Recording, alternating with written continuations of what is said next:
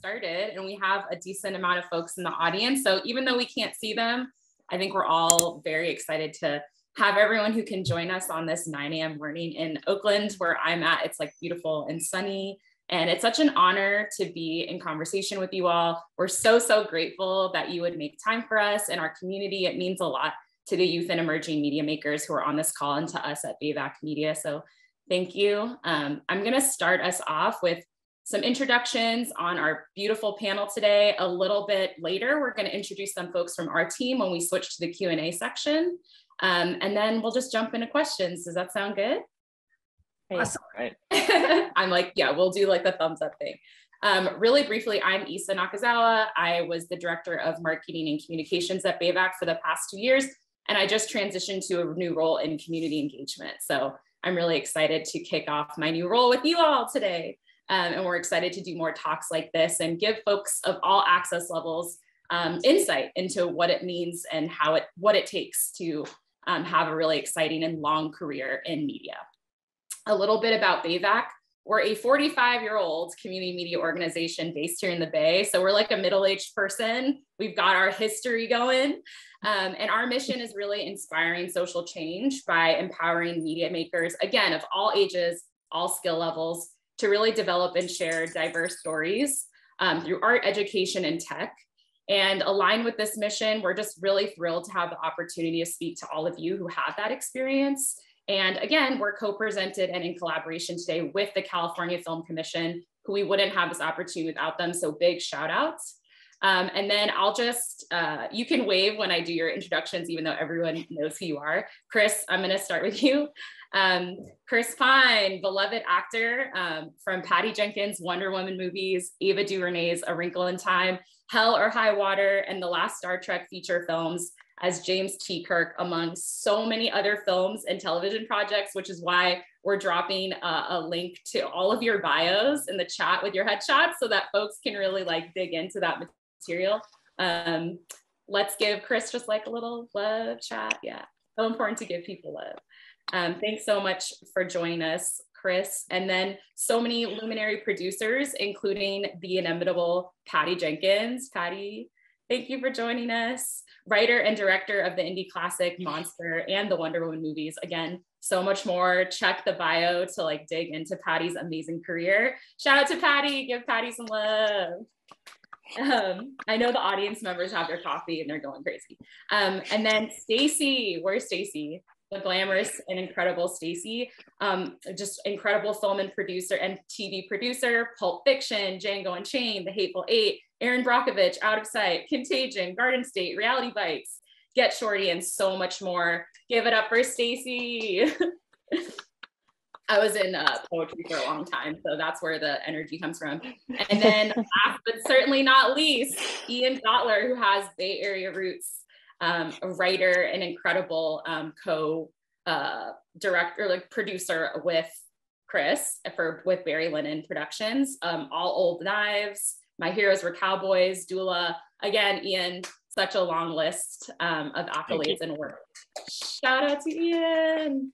And yeah, hopefully one of my colleagues dropped the link to the bios in the chat, but I wanted to make sure folks could really absorb your experience, because I think it's really important to see all of the ways that you can work in all of the different mediums and roles, which we're going to get into today. So Chris, I'm going to start with you. Can you just talk to us about this directorial debut? I think it's a big deal when we like pivot and try things that are new, even though they're not really new because they're always related. And I'm curious if you could speak at all if being an actor for all these years informed and shaped your style and approach to being a director, and what feels distinct, if anything, in terms of the process to the different roles. So being an actor versus being a director versus being a writer, or is there some like fluidity between the roles? Really good question. I would say I never had a real passion for directing. I always dabbled in writing. My particular experience as it evolved was kind of like a snowball, very much like my career in acting, which is it's something that I dabbled in, and the dabbling became a daily thing, and the daily thing became something I meditated on and thought about and couldn't stop thinking, and then it just became something that I was doing. So the directing thing just happened because I couldn't stop thinking about it, and the visuals would come to me. The writing happened because I couldn't find a writer that would, jump into bed with us. So me and Ian decided to do it ourselves and scratch an itch that we'd had for a long time of doing that together. So many questions in that question. I would say, without a doubt, having had 20 years experience, just being in the business and doing the daily of working as an actor was on sets and appropriating by osmosis all of the experiences and the minutia and how a set is run and all that, without a doubt informed how I worked and assuaged a lot of the anxiety that I would assume someone who didn't have much experience going into it would do. But I think, given all of that, what I was most surprised by was how much I learned, even having done it for so long. I mean, how much I learned about the ins and outs of what it actually takes to make something and put it out into the universe. Everything from learning about the minutia of what a sound guy goes through, or what it takes to get a location, or what it takes to actually get on the phone calls and actually talk to the people that are financing your film. So it gave me an incredibly significant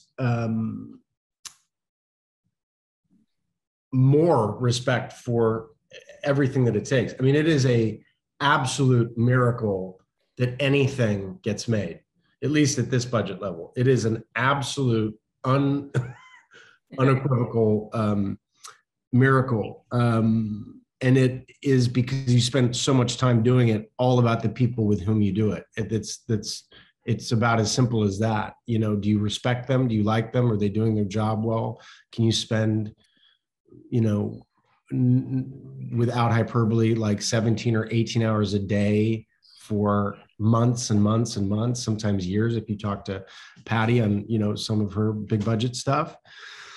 So there's that. And then I think the other huge epiphany for me was how much I love actors, like how much I love the people that are my tribe, I have such deep compassion for, the fact that you have Danny DeVito, who was in our film, was 76, and that's in her late 60s. And I was continually blown away by the idea that when you show up to set, they're grown adults who are playing make-believe for a living.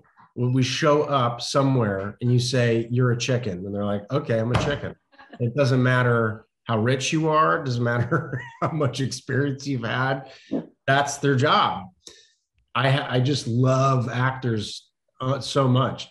Was I that good at talking to actors? I have no idea, but I do know that I loved interacting with them and figuring them out. And, when you're working with someone like Annette or Jennifer or Danny, it's like working with a Ferrari or like a thoroughbred. It's like, I remember when I was learning how to horse ride, when you get on a really good horse, you don't have to do much of anything. It's literally as simple as thinking something.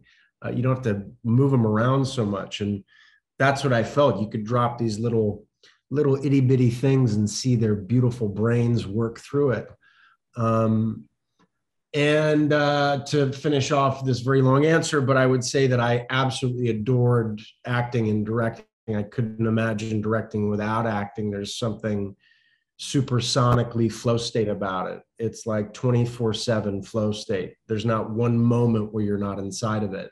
And because I happen to be kind of an anxious person, the way that sets are organized for an actor, you are meant to be on point at these very small amounts of time throughout a 15-hour day.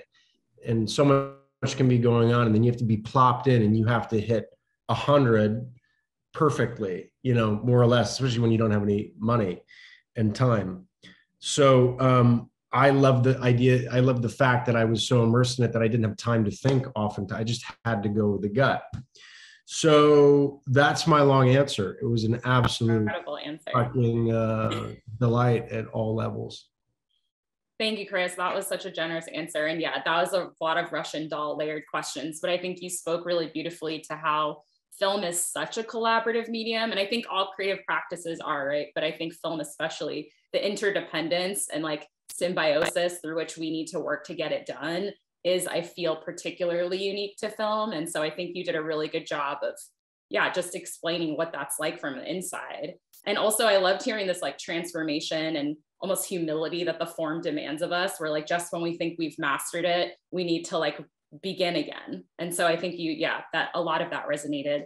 And something you said reminds me of you, Patty, and you're like such a champion for women in the business. And you're so much more than that too. But I think that just is really personally meaningful to us. We do a lot of work with women and non-binary young girls and young people. And it's just strikes a chord with us. And I just know from personal experience, it's not easy, constantly setting precedent and pioneering and even fielding questions that should be the collective responsibility that are put on us as individuals.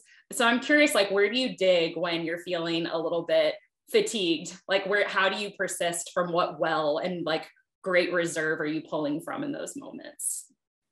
Well, thanks. First of all, thank you for, for the description of my, what I get to do. I would say, honestly, it comes down to something super simple, which is loving what you do. Really. I mean, like, and it's a funny thing. I really do sometimes, particularly on the big movies, you do get very fatigued because not only do they go on for 3 years, but when I did both Wonder Woman's back to back, that was 6 years straight. And so you find yourself sometimes getting super fatigued of doing one thing all the time. But every time that would happen to me, I would think about Wonder Woman. And I was like, I love Wonder Woman. And so I'd have to double down into it. I truly, it's so much of what Chris is saying too. Like the magic that happens, particularly with my actors, but with all of the artists that I work with, and the delight every day that I go to set. And even like Chris and I were talking about it on this one, it would be the worst scenes that become the most fun because you're like, oh, this sucks. What are we going to do? What are we going to do? And so then you're leaning on your creative partners and you're all together, like making a soup and saying like, I don't know, let's try adding this. Okay, try that. That's so magical and delightful. So that's my answer, is like really the magic of making something together. And it's why I think it's incredibly important what projects you do, because if you ever do something for the money or for another reason, there's just much easier ways to make money. Like I should have been a banker. You be a banker. If you want to go just go make money. Like if you're going to do an art form like film, make sure you're doing a film that you believe in, because that's the reservoir that will always keep your cup full, is like loving this film and everything else goes away at some point.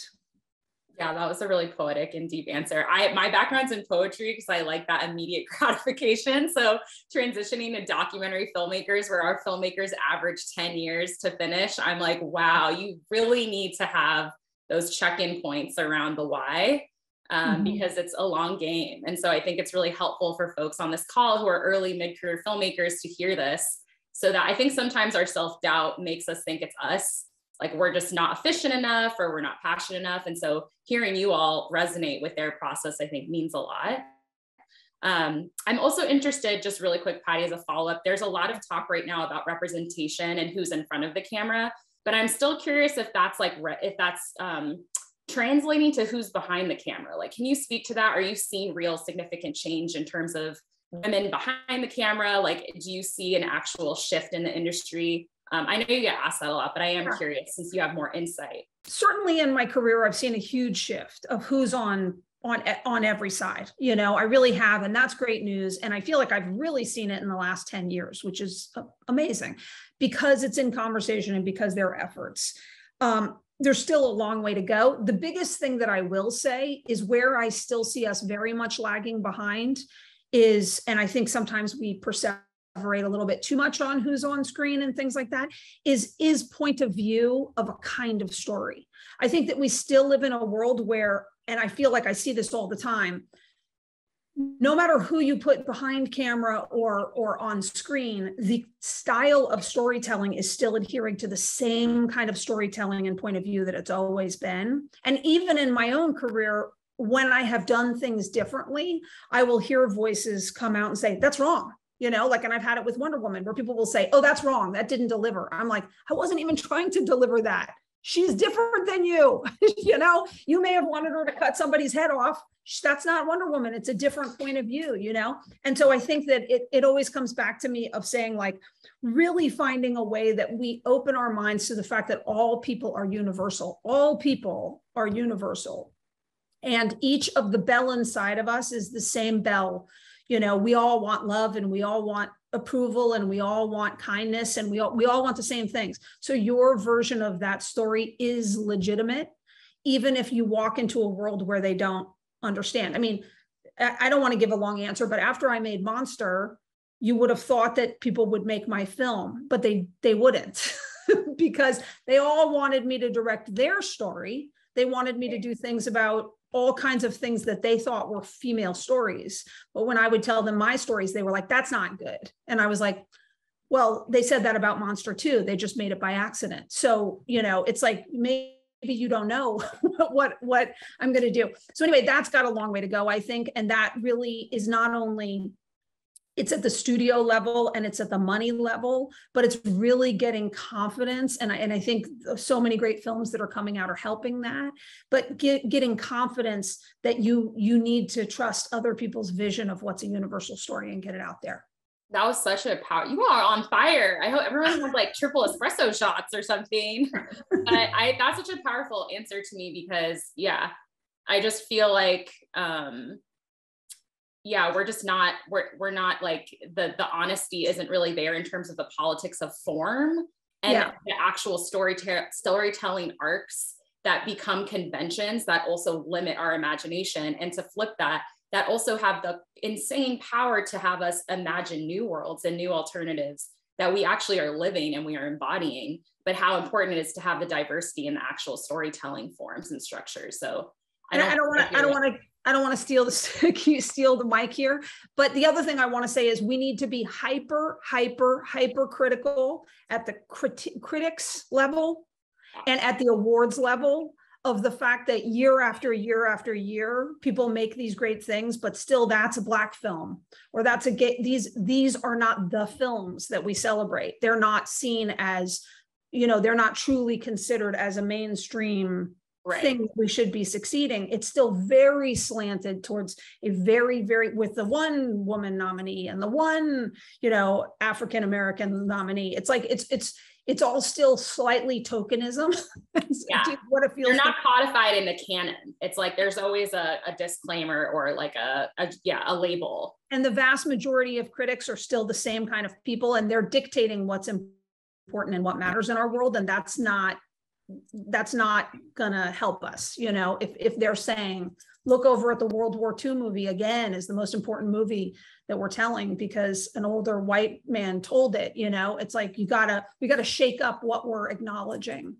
Absolutely. And I love those films too, by the way. I'm just saying, we've got to have diversity. More. Yeah, we need more.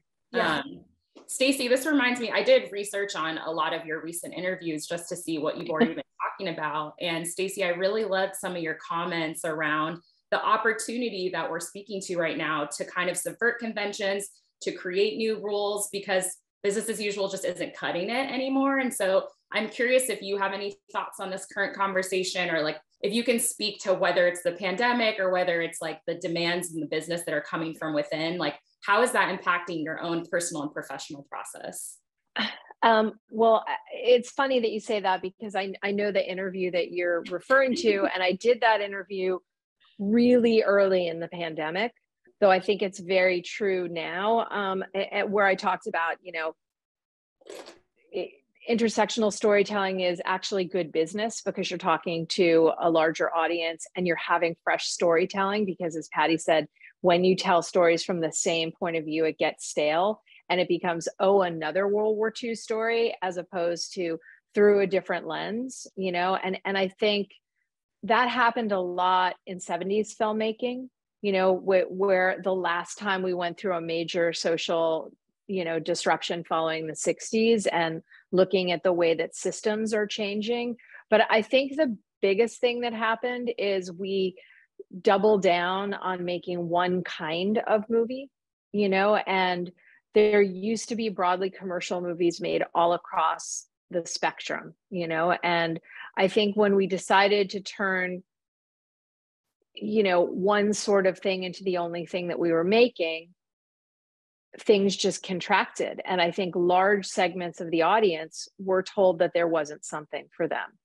When there are broadly commercial things, you know, Top Gun, which has done this sort of historic business right now coming out of the pandemic, is every quadrant. You know, you could go with your grandparent, your parent, your kids, everybody, and sit down and see spectacle.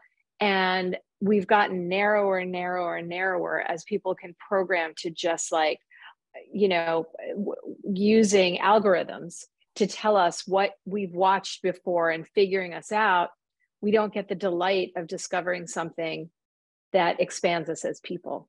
And so I see that shifting back a little bit, the pendulum swinging. You know, I have an 18-year-old and a 20-year-old, and what excites them is stuff that's newer. And to build on what Patty was talking about with critics, I think this sort of hype machine that really started in the 90s and built through the 2000s and led into Rotten Tomatoes and all of those things, I think now people are intuiting that they can't trust any of that because they're also quotes, and you know, they can be manufactured and it becomes a word salad. So they're talking to their friends again, and we're having water cooler moments again over things. So I think that's really exciting. And look, I'm a big believer in going into a crowded room with people that you don't know and having a communal experience, because, you know, cinema has sort of been my religion, you know, for my life. So going to the movie theater is like, you know, going to a church or temple or a mosque, you know. So that's and doing that with strangers brings a kind of empathy. It's an empathy machine. I love that. Yeah, it's such a fascinating thing to think about, the way that our taste is being kind of hijacked through these things that seem they're nefarious precisely because they feel like they're coming from us. Like, oh, this must be my taste and this must be what I want to see in film. And I think both of you are really speaking to this opportunity for us to like take back and reclaim some of our power as consumers. For those of us who aren't trying to make movies in an active role, like I think it's interesting to think about what is our role, whether it's as a critic or as a consumer or an audience member, to think about what films do I want to see and can I trust that? So I think you're giving us like some inspiration there. I'm also curious if you can talk a little bit about the future and the present of distribution. A lot of our filmmakers, they ask us a lot of questions around that, and it's really challenging for them to see like what are the available options that might not be as obvious, and what are the obvious routes available? Look, there's never been more options than before. And if you are a filmmaker starting out, you don't have a lot of the barriers that we had at the beginning. And whether we all are pretty married to film, if you're starting, and you can pick up your phone and shoot something that is of good quality and borrow other people's phones or get inexpensive cameras to learn how to do it. You know, you don't have to get a 16mm camera, pay for film, figure out how you're going to cut, you know, I mean, dating myself, of course, but, you know, I mean, even on an Avid, you can, you know, cut in your Mac, you can shoot on your iPhone, you can crowdfund, but what you can't off-source and do more cheaply is have a point of view of what you want to say.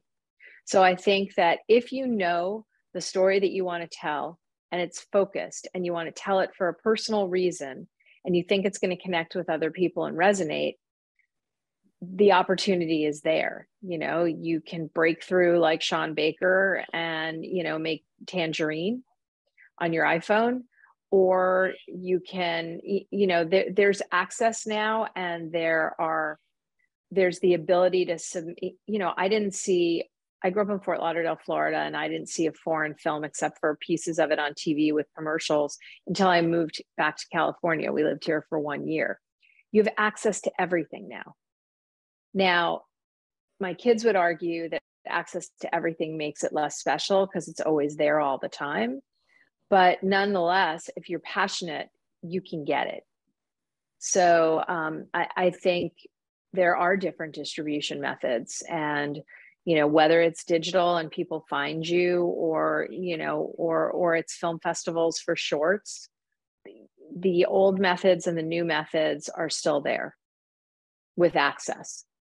Thank you, Stacey. And I love that you brought it back to the seed though, right? Which is, what do you want to say? And don't rush the process. Don't skip that step to go to distribution. Because I think I'm 35, and even my age range, I think we are super encouraged to place emphasis on that part.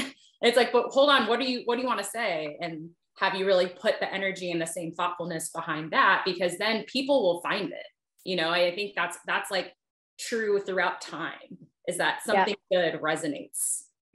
Thank you so much, Stacey. Ian, I want to pivot to you. I'm like, I wish we had 5 hours. We will have to do this again. Ian, can you talk to us a little bit about the mission and vision behind Barry Lyndon Pictures? It feels like super aligned with a lot of the folks on the call right now, in terms of really trying to support emerging storytellers and getting at this point of Patty talking about the plurality of form too. Yeah, of course. The idea really was birthed from 2 friends, and that, I think, is a great reminder for everyone out there, is that you don't have to look outside of your front door to find great collaborators. Chris and I have known each other for over 20 years at this point. And so taking this step to form Barry Lyndon was really joyful and celebratory, because that's what 2 friends do, is they find something they love to do together and expand it. On the material side, I think this is also another great example of just trying to give a megaphone to the people in the industry that might not necessarily have one. When you were talking, this is a little bit adjacent to what Stacey was just talking about, but with distribution. But it can be challenging to get your voice out there. It is very hard to break through. And we've seen that with a lot of our friends who we've just seen immense talent get ignored over the course of their careers, whether that's as actors, as writers, as directors. And in our bones, I think we knew that they had really good stories. And Chris very generously has lended his megaphone to some of those storytellers. When we were first starting, I collected about 20 scripts and ideas from the close friends that we went to college with, close friends that we've met in our time here in LA. And we sat down and we talked about all of that work, and found about 12 of them really, really compelling. And some of them were television shows, some of them were documentaries, some of them were shorts, some of them were features. And we've spent the last almost 4 years developing that, and now some of it is finally coming to fruition. And so it has been a real lesson in really redefining why we do what we do. There's never been a bigger win, and obviously Chris can speak to this as well, but at least for me, the win is that much sweeter when you have that personal relationship with somebody, and you know that they've been grinding, you know that they've been attempting to get their work out, and finally they have that moment. And it's just so amazing to see that pitch get a yes, or to see that film get released. It's really quite special. And I mean, the other thing that's true, and it's hard to hear, but this is a very hard business. There are not a lot of yeses, and you have to sign up for a lot of no's. And so it also hurts double when you've been working with that friend, and you still get that no. It doesn't necessarily, it's a good reminder too that, even Chris and I hear no. So if you're out there and you're working on something and you're like, oh, if I could just get that connection to say yes, it's not even that simple. And it's a reminder too that even the best, I'm sure Stacey and Patty can say this too, is like, we hear no's all the time. So you're not alone in that search. That the trials and tribulations of making a television show, making a film, making a doc are real for all of us at every level. So that's a bit of a winding road to get all there. Of these answers are so generous. So I'm really grateful, and they resonate so deeply. I think all of what we were saying earlier is tying in, and we're in that flow state of talking about how you have to love it. And I think one of the things about loving it that is like from a tactical approach is also having, your friends or your loved ones. And I think a lot of people harp on the shadow side of that or the challenge of that. But I think it also really helps to have an investment beyond the work, like you have an investment in each other. And I see that is emerging more and more in the art space and like the industry, where people are like, that is important. We have to care about each other beyond the products that we're creating. So I really appreciate that. Could you shed a light on, are there any like patterns you're seeing in the storytellers and the filmmakers that you're working with in terms of their challenges or roadblocks, or even maybe in the stories that you're seeing them share with you? Or like, are there any patterns that you're seeing at scale? An odd similarity for some of Chris's work that we have in development is we're asking a lot of questions about what it means to be an American right now, or living in this country. And I don't know if that is some type of a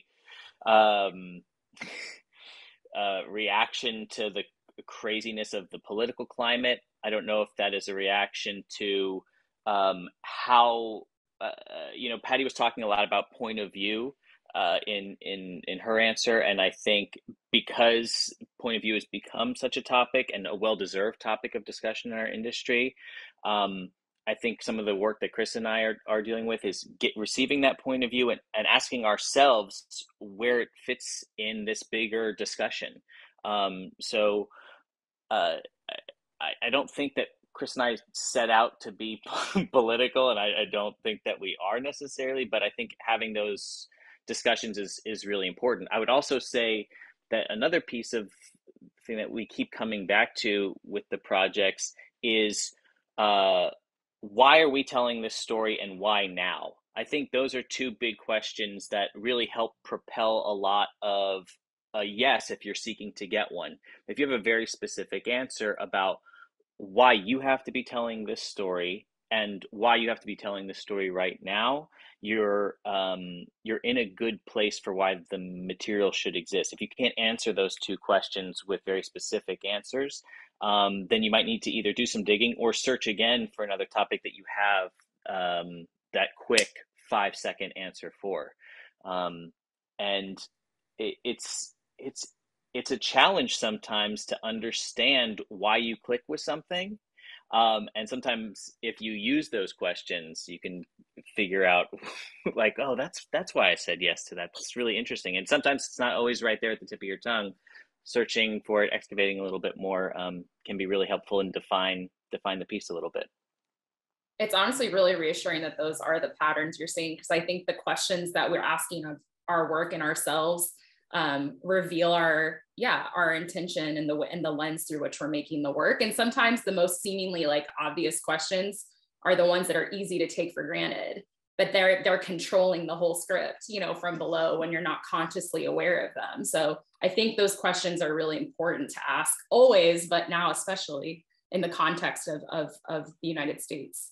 Yep. It's 9:34, so we want to leave time. I think there's a lot of questions that folks want to get asked.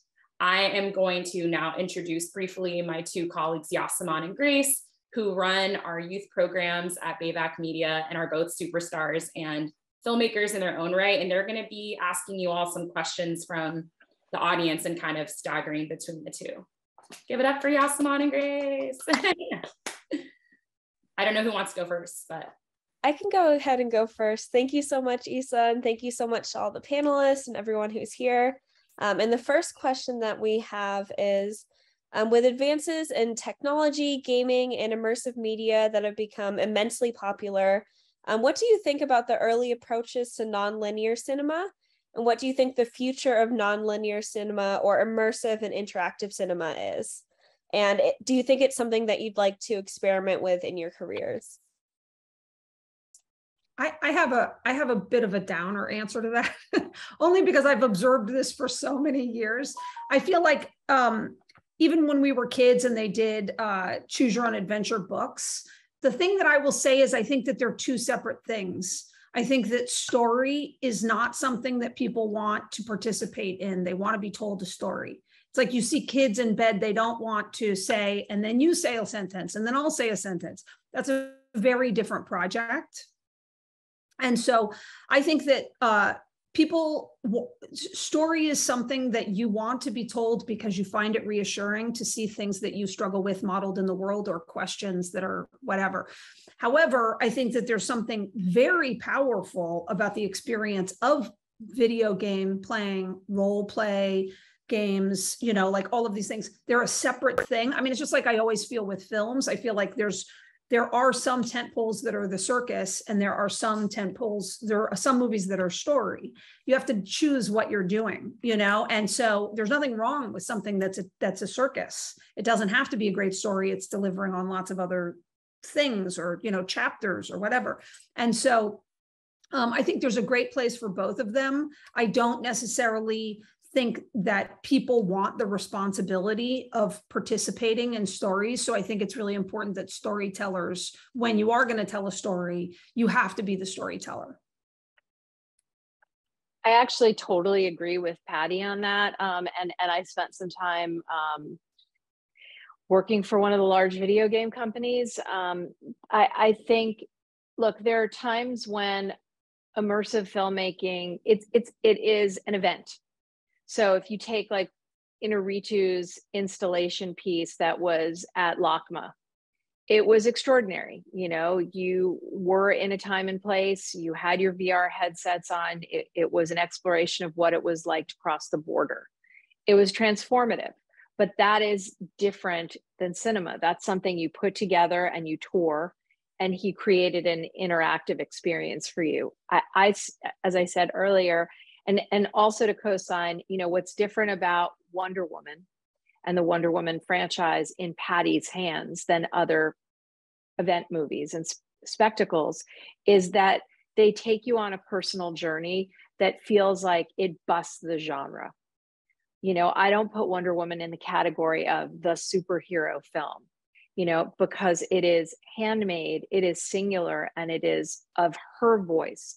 Not a corporate voice, not a comic book voice. It is her voice as a filmmaker. So again, movies are modern, gather around the campfire and myths, and they help us move forward in the culture, and they transform, hopefully they shift the way we think about things. And, you know, sorry to be a bummer also about it.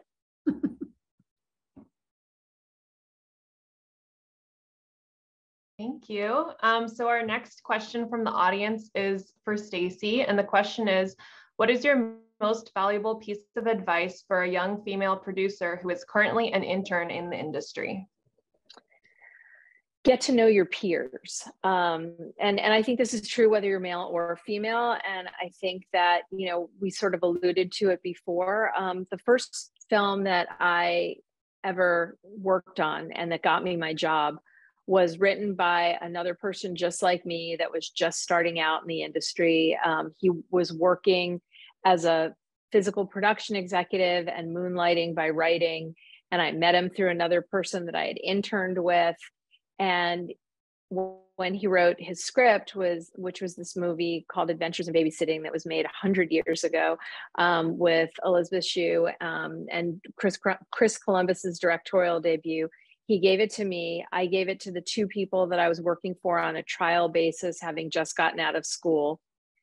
Paramount bought it. They didn't make it, but Disney and Touchstone made it. But it's a lattice, not just a ladder. So you will come up with your peer group. I still work with Scott Frank, who I met my first week of working. He's just now one of the great writer directors of our time. Richard LaGravenese and I met my second year of work, and we're still working together. So you will meet your tribe, and you will all move forward together. And that's, it's not about returning the phone call only to the boss. It's, look left and look right, like they said in The Paper Chase, you'll rise together. Not everyone will be at the finish line, but if you stick with it, your group of peers are the next generation. You know, and for me, by the way, I no longer have that sort of ear to the ground where I'm going to, you know, meet somebody early, but that next generation of person can say to me, hey, have you heard about X or Y, or have you seen this short film? And then, you know, it's mutually beneficial. Thank you so much, Stacey. Yeah. And our next question that we have is from someone in the chat. So someone who's a huge D&D fan. This question's for Chris. So this person actually jumped from a BAVAC Bridges program to an internship on a D&D team.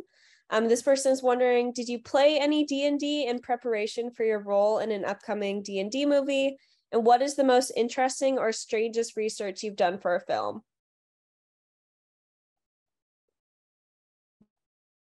I did play Dungeons and Dragons with my family, which was quite fun, quite illuminating. And then it was, because it's a role-playing game, it's essentially a game for actors, and my family is made up of actors, so we glommed to it pretty quickly and had a great time. And also just the sheer joy of playing.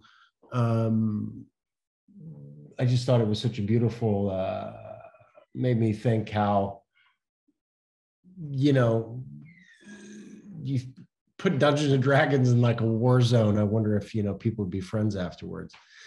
The strangest research I did for a role, I played a blind guy once early in my career, and I went to Las Vegas on a road trip with the guy that played my brother. And I didn't open my eyes for 2 days or a day and a half. And so I went to the casino and was blind and played a blind guy at the casino. And we met all these people. And it was very interesting how I would be standing next to my brother, and I was his blind brother. And these people that we would come into contact with and meet would talk about me in front of me. So the most interesting reveal that I would be there and they would be asking questions about me, but I was standing right there. So somehow the disability, or whatever you want to call it, or what they perceived to be the disability of these people, informed how they diminished me in terms of my humanity, so to speak. It was quite revealing, really, really wild. That was the weirdest research I did. The most Daniel Day, so to speak. Awesome, thank you. So our next chat question is a three-parter kind of. So how does what's happening in the world shape what and how things get made? Will there be more films related to women's rights based off of the recent overturning of Roe, or is the industry insulated? How does what is happening in the world shape your approach to your work? And that question's for anybody. I could start with saying, I'm going to answer it backwards. How does what's happening in the world shape what I do? Tremendously. I wouldn't even come up with the story for Wonder Woman 1984 or Wonder Woman 3 until I waited to see how I felt about what was going on, because you have to be asking the question, what would a superhero do right now? You know, like what's the evil in our times, and what would she do? You know, but I will say, I think that the relevance to what's going on in the world really comes from the artists, because I think that the studios are probably too slow to be led by that. Like they're looking at different kinds of things. So I think it's the artists bringing stories, because so often we're talking about things in metaphor, and we're not literally, you know, making a movie about exactly what's going on, but we're making a movie, as you see, you know, all of the great movies that Stacey was talking about in the 70s. So much of it is about the times, but is a different kind of story, you know? And so I think it starts to come out of artists that they express what they're feeling and what they're living in. And that's what they start bringing. Even if it looks like it's a pirate movie, you're feeling some sort of social, you know, tension that is true to our times. Anybody else? I think it goes back to also what Ian was saying, which is the why and why now. You know, I think that we can process things in storytelling allegorically, you know, where you understand that it is about the times you're living in and you're commenting on it. I mean, look, The Handmaid's Tale was made a really long time ago into a movie that wasn't anywhere near as good as the series that was made about it. And it was out of sync with people being prepared. When we were developing Mrs. America, I remember network executives saying, why are people going to care about abortion? Roe is settled law. And this was only 3 years ago that we were working on it. So, or maybe it was 4 when the script was being written. So sometimes you can be ahead of the curve. And sometimes you're in the zeitgeist exactly. And I think that, you know, it starts with women's rights or minority rights, and then it starts to impact everybody. And again, the human experience of cinema shows that we are all alike and we are all connected, which is why I do think that, you know, the polarity of our times, people still get together and help each other when there's a crisis. You know, when there's a hurricane, people rescuing people don't say, do you watch Fox or MSNBC, or did you vote for Trump or Biden? You know, so I think that anything that strips away these sort of barriers to us realizing that we're more alike than we are different in these times are really important, because it leads to seeing everybody as a full human being who deserves autonomy over their body. Not to be political, but I guess I was. Thank you so much, Stacey and Patty. Love those answers. I have a question from somebody who, first of all, wanted to express such gratitude for all of you being here, talking to Bay Area filmmakers. And their question is, in your experience, are there qualities that you look for in a successful editor for a film? Yeah, yeah, exactly. I mean, I'm sure we all have a lot to say, but I definitely, I mean, first and foremost, editing is a tricky one. There are a couple artists who are very, very hard to read through personality or quality. So I think it's really their work. It's almost 100% their work. And by the way, I love what Ian was saying, but I also about, you know, being friends and close with the people, but I'll also put a vote in for the whole other side of it, which is I've picked a lot of people who I can't even barely have a conversation with when I first meet them, who are incredible artists who blossom before your eyes when you have a shared project together. And it's kind of like the joy of going, like the friends you become friends with because you ride the bus together or something, you know? And so editors are one of those tricky artists where it's a very hard thing to know how to describe that you've got a great sense of humor and you're a brilliant, you know, architect. And so I think looking at their body of work, if someone's never cut something funny, I would be concerned about them cutting something funny, you know, if they've never cut something emotional, likewise. So I think it's really what they've done. And then I've become close with some most unlikely editors who, because we did something together, even though I never would have known that they would be, you know, such great storytellers in that way.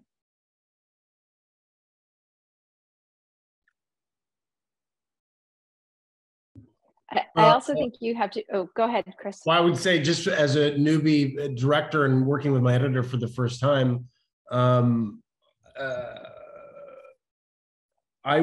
what I'm really appreciating right now is, it sounds so dumb, but speed. You have an idea and you're working through it and you're like, try that, go there, move that. And the alacrity with which she's moving and the speed and the adeptness with which she handles my note, it's quite gratifying, quite fulfilling. Certainly, I'm dealing with a tonal piece that's very particular. So to Patty's point, you know, the woman with whom I'm working has dealt with pieces that are tonally quite difficult. And it's proving to be that she can handle that, and she can find the groundedness with the absurdity. So I would second Patty's point of, especially if you're, you know, new like me, to trust the work that's come before you. I was just going to add one thing, since there are a lot of people that are getting started, and there was the question to me about how you start. People will be really generous with you when you're asking for advice. On my very first movie, the editors, who were a father and son editing team, the Steinkamps, Fritz and Bill Steinkamp. Now Bill still cuts on his own since his dad passed away, but I would ask them a million questions about the editing process, because I found it very similar to the development process, and make those friendships, because people are generous, and learn about all different parts of the filmmaking process. I mean, don't interfere with people's work, but they will be generous with their time and with you. And on my second movie, I would still call Billy and ask him questions when I needed advice, and I didn't want to look stupid when someone was asking me to do something. So people will be generous with their expertise and their time, and I think that's a great resource for you as you're coming up. Thank you all for your answers. Sort of a similar question about starting out from the chat is, what is the best way to bring a new script you have written to a studio or producers? That's a tough one, Stacey. This is also part of, maybe since they've done some of the bad news bearing, I won't make them do this lift as well. As you can imagine, Chris gets an enormous amount of material that we see. The truth is that this is the $1 million question that is very, very tricky to answer, because of how hard it is to get material into that system. More often than not, if you blind submit to a Patty or a Stacey or a Chris, a very blanket response is going to come in that says they're not looking at unsolicited material at this time, if they respond at all. And that has nothing to do with your talents. That has nothing to do with the veracity of the work or its viability in the marketplace. It is just because of the flood of that it comes in.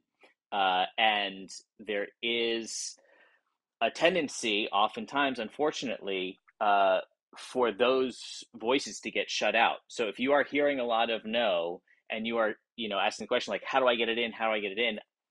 Unless I'm wrong, Patty or Stacey, and you guys have been in it longer than I have, so I'll defer to you.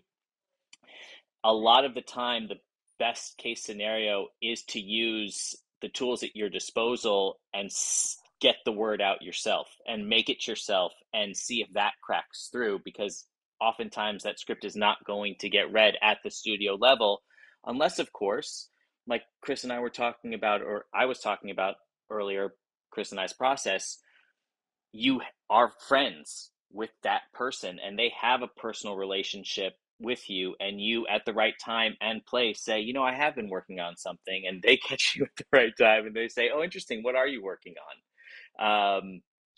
That is that sneaky path forward that sometimes it gets in, and that's how it happens. Stacey, am I I totally... think you're right, but I would say that the person doesn't have to be a movie star or I would say, again, from my own experience, being, 21 years old and starting out just out of school and trying to make connections, it was through a person who was looking to hustle in the same way that I was willing to read it. So the people who are willing to take those risks, that are not worried about getting sued or flooded or any of those things, are going to be your peers that have entry-level jobs, or a friend of a friend, and stuff will start to rise through. I mean, I think that's the entire birth of the Blacklist. I'm also not a big fan, and I think they're kind of a ripoff of these pay to enter contests. There's a lot of scams, and they take advantage of people who are desperate to get their stuff seen. So that's another area to just worry about. The other thing is people are now selling stuff off of podcasting storytelling. And again, there's an ability of access to do it yourself, to get your voice heard if you can't make your own short film.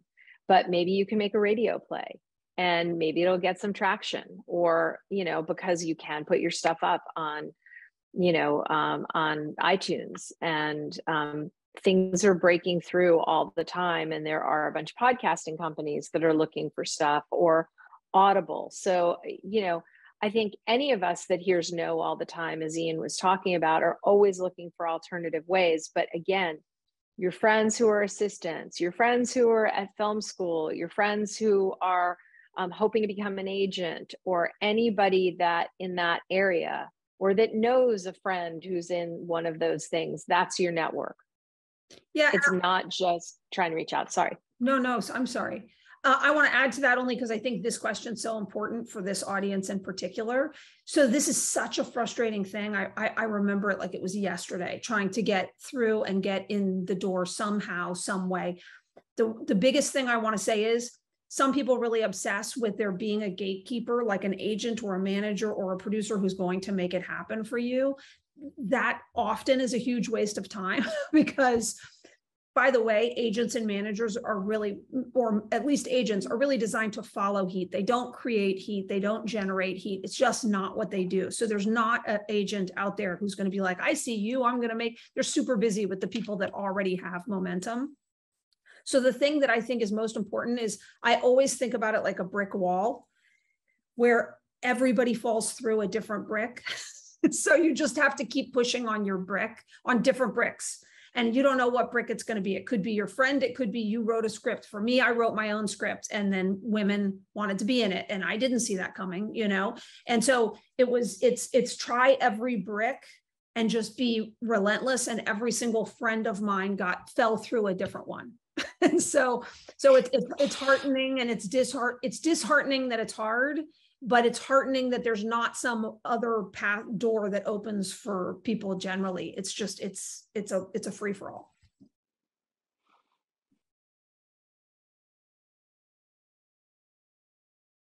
I think we're gonna go ahead and ask like one or two more questions and then we'll wrap. Does that sound good? Grace, did you want to ask a final one from the audience? And then I have one that I want to ask too. Sure. So I'll go ahead and ask. This question is from a teacher. And he says, I teach a 14-year-olds in a digital media art class, and they are producing for Vimeo and Instagram channels. And they wanted to know, can you describe your age when you made your first real film, how that came to happen, and how it impacted your thinking about working in media creation as a career? I can answer that because I probably did start. I was 17. I was in school for painting, and it was the thing that changed my life because I knew that I'd wanted to be an artist, but I lived in Kansas, and even though I was a huge film buff, I didn't realize I could be a filmmaker. Like the boundary, I never crossed that boundary to believing it could be. And so I went to school for painting, and the second I took an experimental film course and I put picture to image and to sound and music, my head was going to explode. It changed my career completely. I'm so excited for the young people of today. You know, we were talking about editing. My son edits on his phone. So he shoots stuff and he's editing on his phone.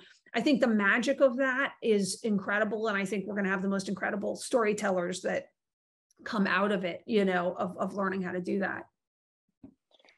And I'll also do the other side of it, Patty, which is I'm 42 years old, or will be in a couple of weeks. Chris and I made my first movie 2 years ago.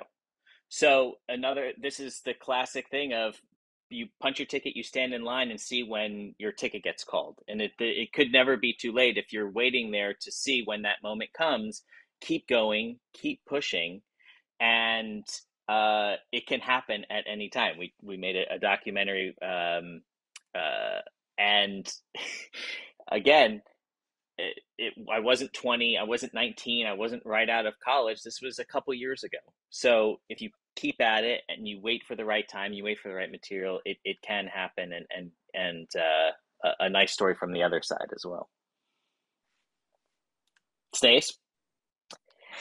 I was 22 when Adventures in Babysitting got made, which was my first film. I had just gotten out of graduate film school. I also grew up in a place where I didn't know that being a producer even was a career. And I thought I was going to go into sports broadcasting because I really loved sports. But in 1985, to go into sports broadcasting as a woman was a bridge too far for me. So I always joke, I had a professor who said, "You seem to really love film. There's a producing program at USC that you should check out." And I was fortunate enough to get in, and it changed my life. So, and it was there that I met the person who was a fellow student who knew the writer of Adventures in Babysitting. And, you know, I worked all through school. I worked in production. And then I worked as an assistant for a studio executive. And, you know, I had this trial job. And during this trial job, I gave them the script of Adventures in Babysitting. And that was their first movie as partners and the first movie that I made at around 22 years old. My introduction to all of it was acting on stage. So I grew up in a family of actors who were mostly not making money when I was growing up. So being in TV or film wasn't exciting so much as vaguely depressing, but acting was super fun. And the act of creating with people who were a very odd bunch of characters at Berkeley, where I went to college, and really for me it was a sense of community. So I just followed that. You know, it was easier to make a living doing it in film. I lived in Los Angeles. It seemed like the way to go. But I think I probably would have done theater if that took the route. But for me, it was mostly finding people that I liked to be around, that I felt were my kind of people. And that has pretty much been especially as I get older and I have more yes and no power. You know, Ian and I talk about this too. This is a tangent to the answer, but I think an important one is, you know, define ambition and define intention. You know, if you want to be the next Jeffrey Katzenberg, that's great. If you want to make the next Plan B, that's super great too. If you want to be like Katharine Hepburn, who, you know, when asked what it was like to be an actress, she's like, "I'm not an actress, darling, I'm a movie star." If you want to be a movie star, that's great. If you want to be an actor, whatever that means to you, great. One of my intentions in defining ambitions is to work with people I want to work with, who make me happy, who I enjoy spending time with. I'd rather not make brilliant art if it means working with an asshole, and I'd rather make stuff that's really fun and pleasurable and a way to spend 12 hours a day. Thinking about things like posterity. Is posterity important to you? Just really being very clear about all of it. Money. Is money important to you? Is changing the world important to you? Is having a laugh important to you? As I go on, and as time starts flying by faster and faster and faster, you realize our window on this planet is ever so small, that the experience for me is the most important thing. Awards are not important. Money is important insofar as it gives me liberty to choose what I do and when to do it. But that has been, I know it's a tangential thing, but it's certainly something I've thought about a lot in terms of giving advice to younger people, is be very clear about your ambition and why you're doing it. Be very, very clear, because it can come back and really bite you in the ass. And you can wake up one day at like 40 and be really rich and have tons of television shows on the air, but feel really vacant inside. So you have to be very clear about it. Whose ambition are you running? Your parents, society's, America's? It's you, only you. And be very wary of asking for advice, because there are many different ways to skin this cat. We are not in a business of, like, you know, organic chemistry or mathematics. We're in the humanities and arts. Steve McQueen was a merchant Marine before he became a movie star, a merchant Marine. Like, did anyone tell Steve McQueen like he had to go to acting school? I don't think so. So that be clear. That's all. That's my parting advice for the youth. Thank you, Chris. That was so powerful. Yeah, mic drop. People are saying in the chat for all of you, and I think that was such a powerful, almost closing remarks in a sense, because I think everything that you've been saying is really bringing the power back to us as the creators and saying, be wary, be skeptical, be careful if like the way that you're approaching your work and your career is based on some like external rubric. And of course, you have to be aware and fluent in those things. But I think what you're saying rings so true. Like if you don't have that clarity of intention, and of course these things evolve, right? Our intentions change and transform, but I think you're really giving folks that confidence and that clarity to do the work within, so that our careers are ours. And we don't feel victimized by the things that happen to us because we had a hand in it all along, right? So I just can't thank you enough, Stacey, Patty, Ian, Chris, and Yaseman, Grace, and all of the audience members. What wonderful, rich questions. We're getting emails and text messages that this has been so generative for folks. So again, like we can't thank you enough. And again, thanks for also like keeping it real. And I was writing a list of all the things that I heard, like ask why and why now, look to your left and right, learn and be persistent, love what you do, it's a long game, leave room for the unexpected, be persistent, stay ready, and then be specific. And there's so much more, and we're recording this and hopefully can send it out. But yeah, I couldn't summarize everything that you said. That was so nuanced and amazing and elegant. But thank you from BAVAC Media and the California Film Commission. This has been Narrative Filmmaking Spotlight, and we're just so grateful to go out there and make the stuff that the world needs and that we need. So thank you all.